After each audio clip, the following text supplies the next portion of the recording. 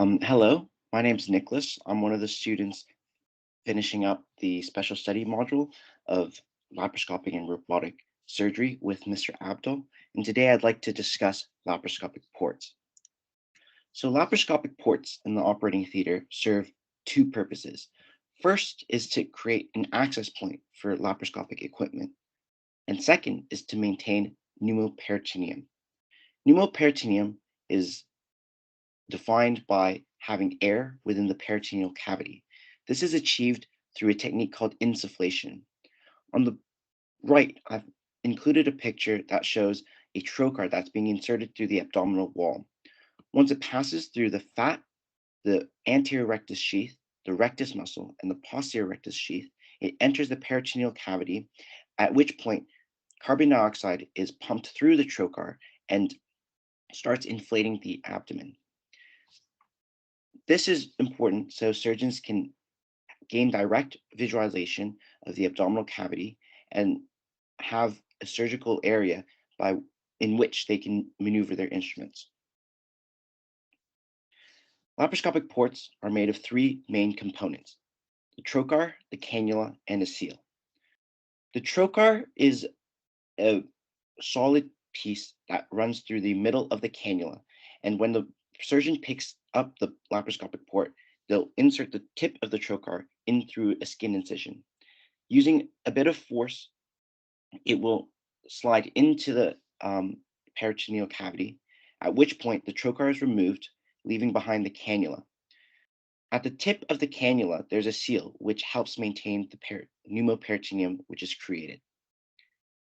Laparoscopic ports can range in size, in both diameter and in length. The laparoscopic ports of 3 mm diameter can be used in pediatric cases, while 5 mm ports are typically used for instruments. 10 mm ports may be used for cameras. 12 mm ports may be used for larger laparoscopic equipment such as endoscopic staplers, and 15 mm ports may be used for even larger instruments such as morcellators. In terms of length, laparoscopic ports can vary in length in terms of the case being presented.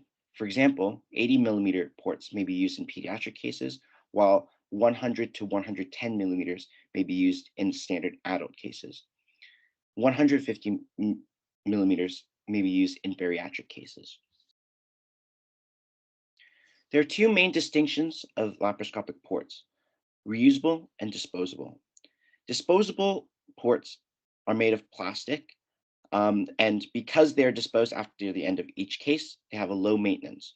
But because they are disposed after each case, requiring new ones to be opened at the start of a new case, it does become quite expensive over time. Compared to reusable ports, which are usually made of metal, reusable ports need to be autoclaved in order to be reused. And this is obviously afforded by the fact that they're made of metal. But because they need to be reused quite often, there's an element of maintenance that comes along with reusable laparoscopic ports. But over time, there's a lower cost per use incurred by reusable ports. Now, laparoscopic ports and the components that I spoke about earlier can vary in size and shape. For example, the trocar tips that are commonly seen in disposable can vary, as seen in the top left picture. The picture marked number 1 shows a pyramidal tip. Number 2 picture shows a shielded blade, which is actuated with a spring. Number 3 is an optical tip, and you can see, notice that it's transparent, which allows the use of a camera. And this affords the surgeon to gain direct visualization as they pierce through the layers of the abdomen when inserting the camera trocar. At the head of that optical trocar, you can see an axial dilating tip. And on the fourth picture, or the picture marked number 4, a concentric dilating tip is seen. There are also blunt tips available for disposable trocars, and a blunt tip is described in Hassan's trocar, which is used in open laparoscopy. Now, in comparison, reusable um, laparoscopic ports have um, pyramidal and conical tips, as seen in the top right picture.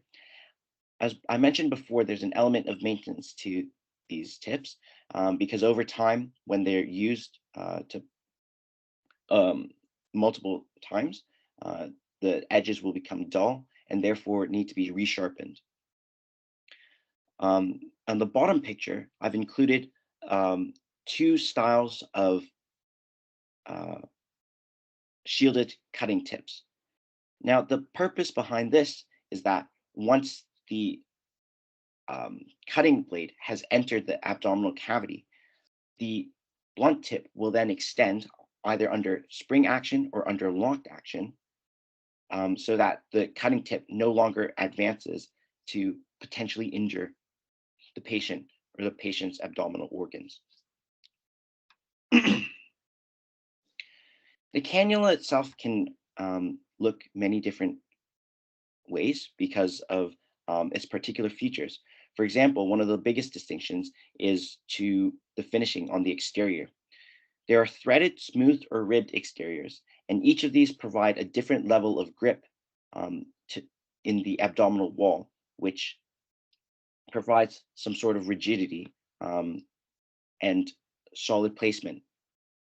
And all that depends on the surgeon's preference.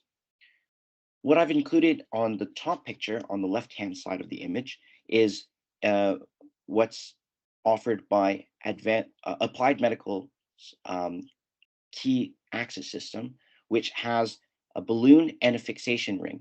And this allows the the cannula to be removed as far as possible from the interior of the peritoneal space. And this allows, as you can clearly see, the difference between the left-hand side image and the right-hand side image, the maneuverability of instruments within the peritoneal cavity.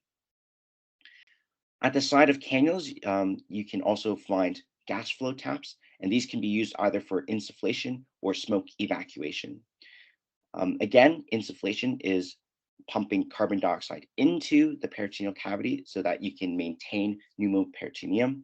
And this allows, again, for the creation of a surgical field and allows the surgeon to have direct visualization of the abdominal organs, or for smoke evacuation, which is the removal of any smoke plumage which may form during diathermy of any tissue.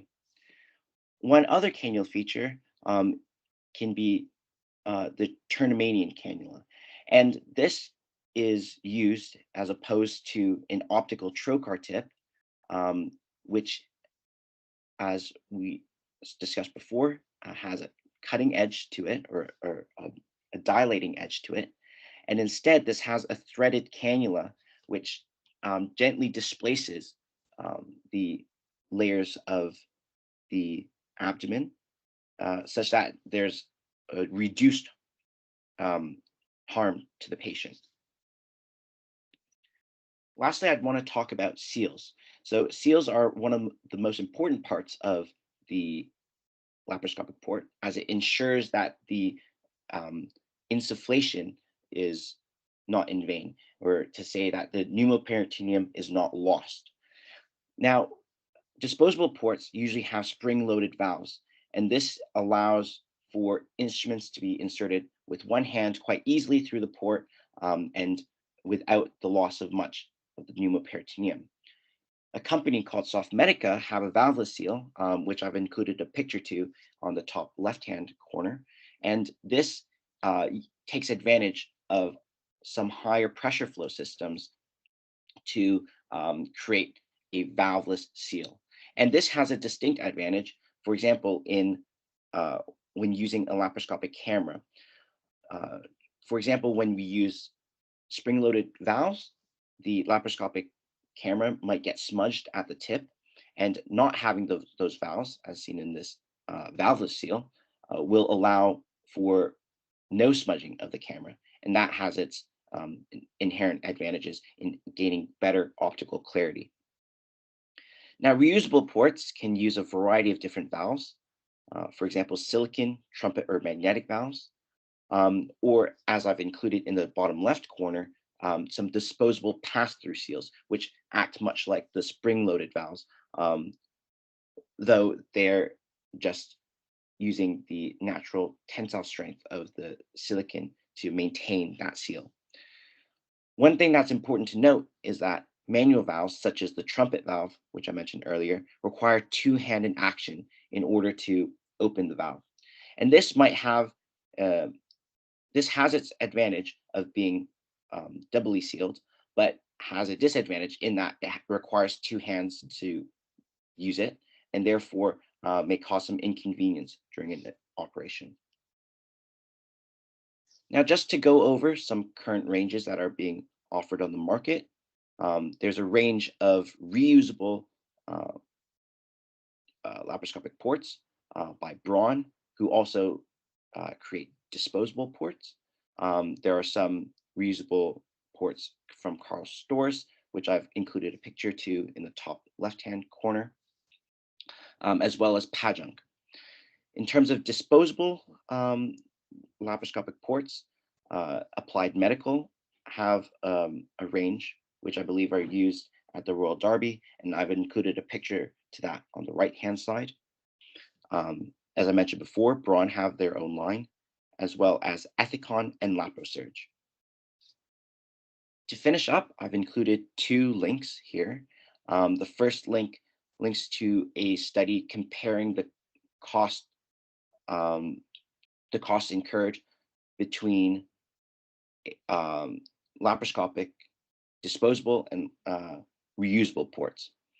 And the second link is uh, a link to an article about the use of laparoscopic ports relative to abdominal anatomy. Thank you for listening to my presentation.